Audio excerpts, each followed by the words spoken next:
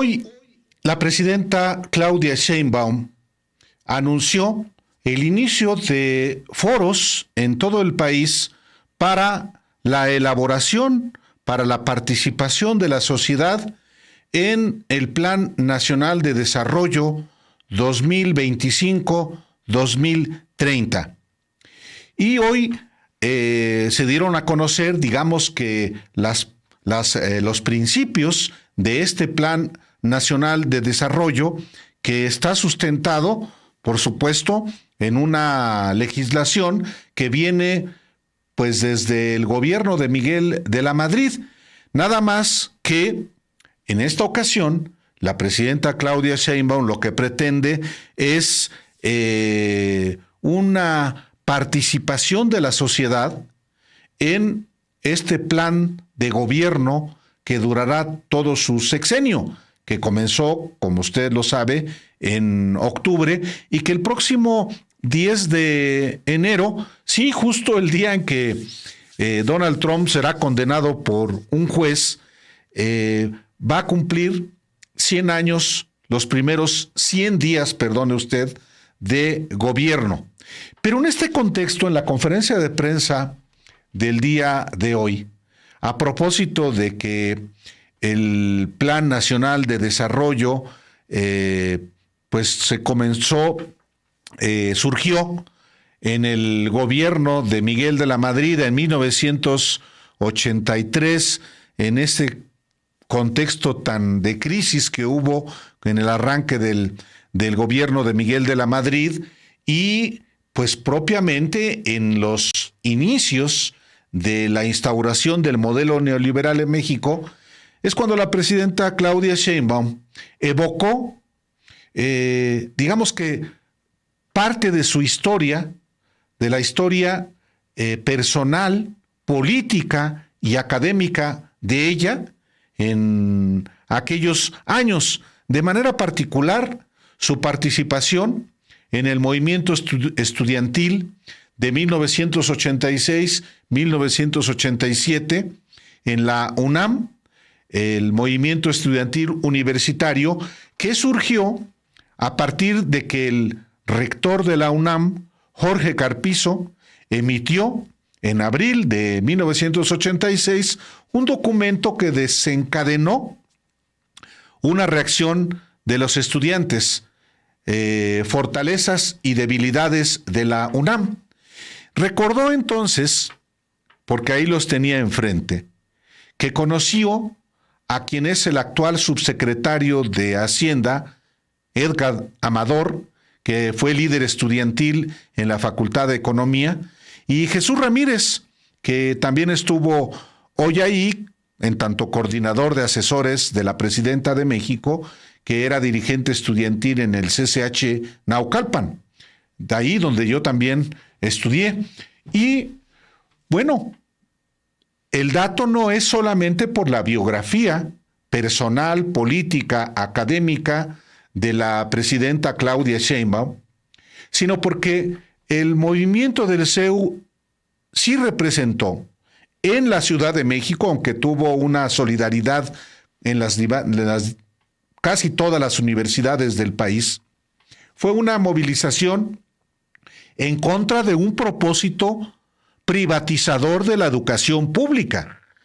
Esto es muy importante puntualizarlo al paso de los años, porque se van a cumplir de 40 años, en realidad 39 años, del movimiento estudiantil de 1986, que marca el inicio también del modelo neoliberal en México, y la primera reacción pues fue oponerse a lo que ya pretendía entonces ese modelo, que era la privatización de la educación pública, vista como una mercancía. Vamos a escuchar lo que dijo hoy la presidenta de México. Bueno, antes de iniciar las presentaciones, quiero platicarles de cuándo conocí a Edgar y a Jesús. Nos conocimos en el movimiento del Consejo Estudiantil Universitario. De hecho, a Jesús Lo conozco desde antes, ¿verdad? Él era estudiante de CCH Naucalpan, ¿no? Y ya su servidora, que tengo un poquito más de años, era estudiante de la Facultad de Ciencias de la UNAM. Edgar, estudiante de la Facultad de Economía, también jovencito. Entonces, los tres nos conocimos en aquel movimiento estudiantil del Consejo Estudiantil Universitario.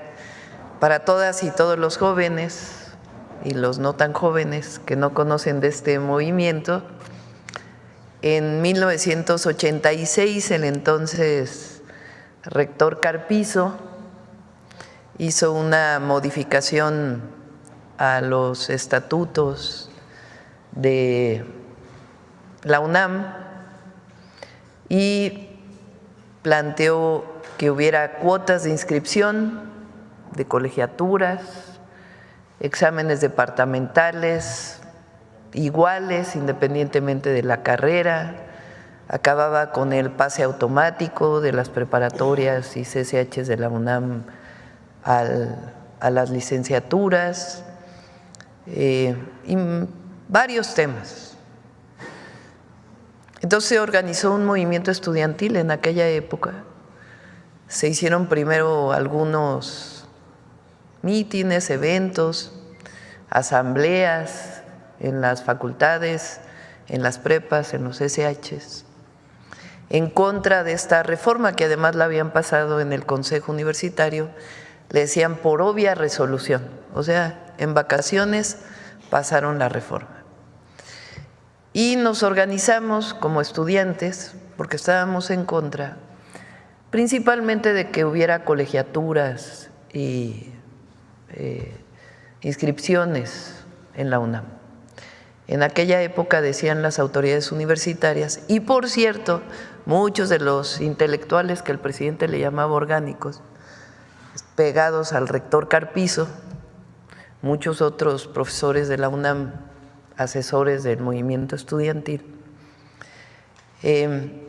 Entonces el movimiento se organizó y nombramos representantes en cada facultad, en cada escuela, e hicimos un consejo de los representantes, el Consejo Estudiantil Universitario.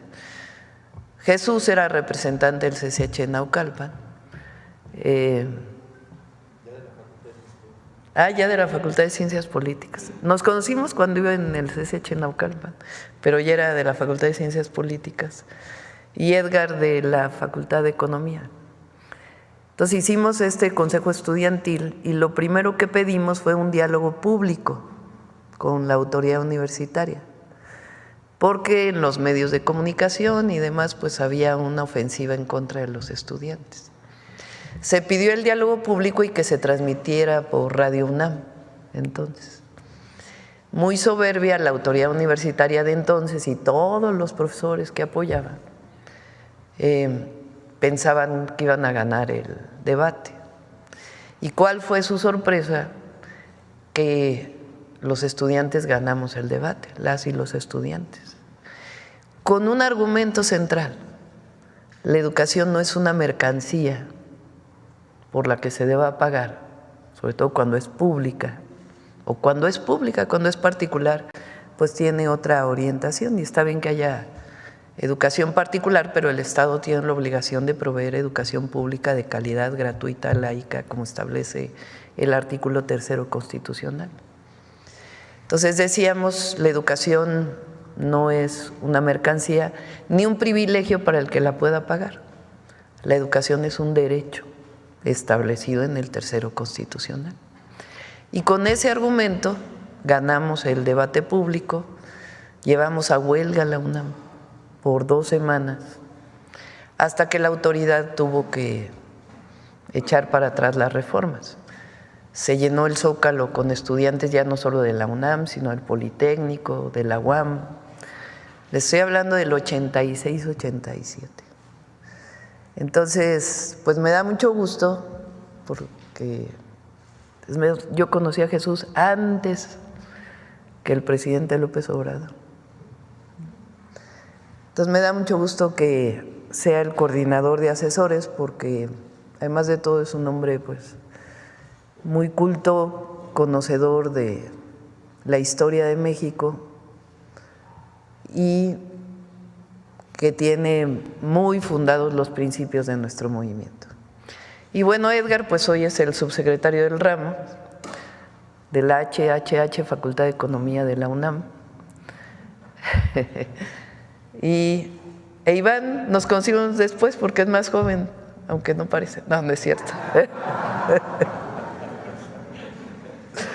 Es mucho más joven. Iván estuvo conmigo con Iván nos conocimos en el 2006, cuando yo salí del gobierno de la ciudad, que era secretaria de Medio Ambiente, y el presidente López Obrador era jefe de gobierno. No, ya no era jefe de gobierno, ya había salido a la campaña. Por ahí cuando estuvo la campaña esta tremenda de López Obrador, un peligro para México, ya había yo terminado de construir, de coordinar la construcción, porque yo no los construí obviamente, la coordinación de la construcción de los segundos pisos, que era mi última tarea en el gobierno de la ciudad, y salí del gobierno a apoyar al presidente como vocera en los medios de comunicación. Entonces, pues no había redes sociales ni como ahora. Era pues prácticamente todo eran los medios masivos. Y el que me entrenó, hubo dos personas que me entrenaron para salir a los medios: Iván Escalante y Rosa Isela Rodríguez, para que vean que pues tenemos muchos años de conocernos y estar en este gran movimiento de transformación del país.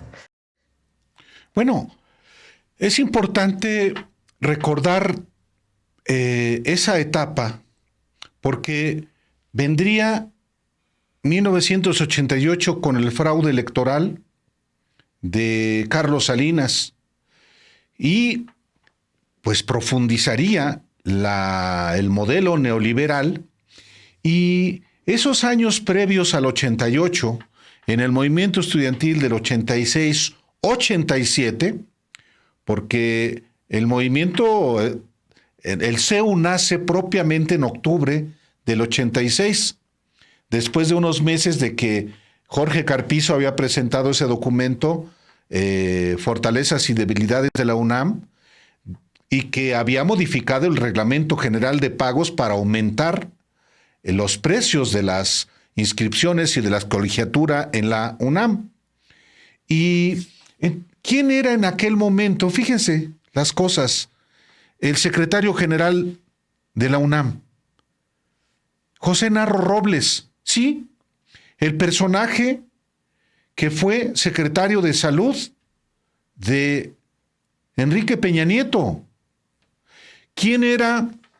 Fíjese nada más, un grupúsculo opuesto al Consejo Estudiantil Universitario, que eran personajes muy vinculados a la rectoría y al PRI. Le voy a dar un nombre: el que fue secretario de Gobernación también de Enrique Peña Nieto, Navarrete Prida. Y él dirigía desde la Facultad de Derecho, en la Facultad de Derecho como estudiante, un organismo que se llamó Voz Universitaria. Eran muy poquitos estudiantes, eso sí, muy apoyados por la rectoría y por el conservadurismo de la UNAM, que siempre ha existido. ¿Y quién era otro participante de Voz Universitaria? Un connotado opinador hoy de Televisa, Jesús Silva Herzog Márquez. Sí, era hijo del que había sido, el que era secretario de Hacienda, que había sido secretario de Hacienda.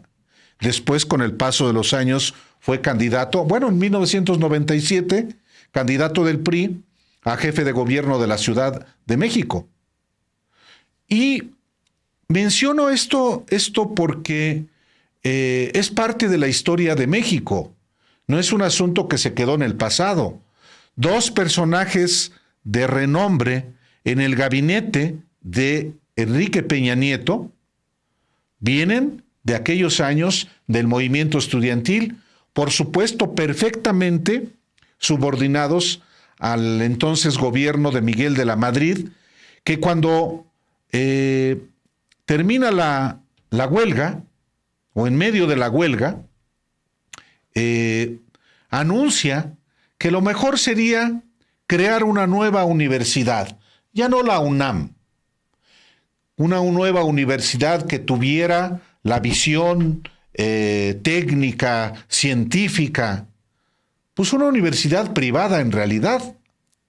En los hechos eso ocurrió dándole el apoyo más a la educación privada que a la educación pública. Veíamos unas imágenes también de cuando Cuauhtémoc Cárdenas va a la UNAM en 1988 y en esa elección, aquí está, por ejemplo, junto a Martí Batres. Martí Batres, el ex jefe de gobierno de la Ciudad de México y actual director del ISSSTE. Es parte de esa generación del 86-87. Y bueno, es muy importante recordar esa parte porque pues es la historia de la Universidad Nacional. Ahí estamos, efectivamente, está usted viendo a Cuauhtémoc Cárdenas descendiendo del lugar donde se efectuó un mitin. Y ahí están dirigentes como Imanol Ordorica, Antonio Santos, Carlos Simas, que fue esposo de Claudia Sheinbaum, y otros dirigentes en aquel momento. Creo reconocer a Pedro Peñalosa, el que está también al fondo, el más alto, Pedro Peñalosa, que era del Partido Revolucionario de los Trabajadores. Después entró a la entonces Procuraduría General de la República. Pero sí, Pedro Peñalosa, trotskista, junto con otro personaje que hoy está, pues, que le sirvió a Vicente Fox como embajador en Cuba, como Ricardo Pasco, Pierce, también maoísta. Bueno, Rosario Robles era dirigente también en ese movimiento, en el 88, cuando esta fotografía de Cuauhtémoc Cárdenas en Ciudad Universitaria en 1988. Parte de la historia que hoy la propia presidenta Claudia Sheinbaum evoca a partir de quien está a cargo de la elaboración del Plan Nacional de Desarrollo, que es el subsecretario Edgar Amador, dirigente también del CEU de la Facultad de Ciencias Políticas. Es un asunto que es importante porque se trata de hacer participar a la sociedad en el diseño de este Plan Nacional de Desarrollo que hoy explicó el subsecretario Edgar Amador en qué consiste, y si le parece a usted, vamos a escucharlo. El Plan Nacional de Desarrollo surge a partir de la Ley de Planeación promulgada en 1983. ¿Qué pasa en 1983? México está básicamente quebrado, ¿no? Había caído en moratoria su deuda externa en 1982, ¿no? Y el único que le prestaba eran los organismos financieros internacionales, el FMI, el Banco Mundial, ¿no? Y para ello se tuvo que firmar una carta de intención, ¿no? Una carta de intención donde México se obligaba a portarse bien en términos financieros. Y dentro de esa carta de intención existía el compromiso de liberalizar y de flexibilizar precios en la economía, los precios de las mercancías y los servicios. Y dentro de esas mercancías y precios que nos comprometimos como país a liberalizar estaba la educación, ¿no? Y dijeron, pues la educación es una mercancía más, vamos a subirle el precio, vamos a liberalizar el precio de la educación, ¿no? Hasta que llegaron con las cuotas de la Universidad Nacional en el 86, ¿no? Entonces, dentro de ese esquema de un país en una situación financieramente muy comprometida, es donde se da la promulgación de la ley de planeación, es donde se da el movimiento del Consejo Estudiantil Universitario en la Universidad Nacional y en otras universidades públicas, y, digamos, empieza un proceso de transformación que nos tiene por acá, ¿no?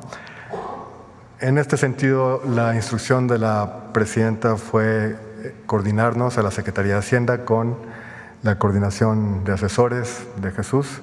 Es un trabajo conjunto para llevar a cabo el Plan Nacional de Desarrollo. Si nos permiten, ¿en qué consiste? Y bueno, quizá al compañero de la guillotina le va a gustar la idea, es subvertir la ley de planeación y convertir el ejercicio del Plan Nacional de Desarrollo en un ejercicio democrático, ¿no? La idea es planeamos juntos, ¿no? ¿Qué es el Plan Nacional de Desarrollo? Es la guía del gobierno mexicano donde se definen las prioridades en materia económica, social y política durante el sexenio, ¿no? No nada más las económicas, también las sociales y políticas. La idea es bajar a presupuesto los compromisos del gobierno, de la administración, mediante la participación de toda la población en general. Organizaciones obreras, campesinas, la sociedad civil, pueblos originarios, instituciones académicas, organismos empresariales, jóvenes, mujeres, personas adultas mayores, personas con discapacidad. ¿Cómo bajamos estas consultas, esta participación de la sociedad a los ejes presupuestales? Mediante dos metodologías. La primera es unos ejes generales. Si ponemos la siguiente, por favor. Tenemos estos 4 ejes generales en donde estamos aterrizando, y aquí el documento semilla del Plan Nacional de Desarrollo son los 100 compromisos de la presidenta a través de las 14 repúblicas en donde están contenidos estos 100 compromisos. Estas 14 repúblicas van a estar acomodados en estos 4 ejes generales. El primero es gobernanza con justicia y participación ciudadana, integradas por 2 de las repúblicas. El siguiente eje, desarrollo con bienestar y humanismo, que integra a 5 de las repúblicas contenidas en los documentos de los 100 puntos. El tercer eje general es la economía moral y trabajo, con 3 de las repúblicas. Y finalmente, desarrollo sustentable, que integra 3 repúblicas. Entonces tenemos 4 ejes generales, los cuales van a estar atravesados por 3 ejes transversales, que son los de la siguiente diapositiva, por favor. Igualdad sustantiva y derecho a las mujeres, que es la que incluye la última de las repúblicas. Innovación pública para el desarrollo tecnológico, la creación de la Agencia de Transformación Digital y Telecomunicaciones, y el derecho de las comunidades indígenas y afromexicanas a partir de la reforma constitucional.